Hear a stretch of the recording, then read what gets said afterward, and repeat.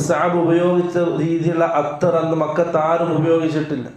മിസ്അബ് ഉപയോഗിച്ച പട്ടിന്റെ വസ്ത്രങ്ങൾ അന്ന് മക്കത്ത് ആരും ഉപയോഗിച്ചിരുന്നില്ല. വലിയ കുടുംബത്തിൽ, സമ്പന്ന കുടുംബത്തിൽ ജീവിച്ച സഹാബി,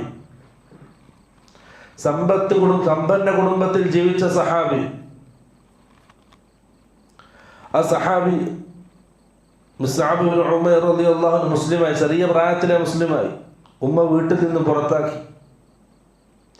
സഹാബി എല്ലാം വേണ്ടാന്ന് വെച്ചു. ദുനിയാവും അതിന്റെ സുഖങ്ങളും രസങ്ങളും ഒക്കെ അല്ലാഹുവിന്റെ ദീനിന്റെ പേരിൽ വേണ്ടാന്ന് വെച്ചു.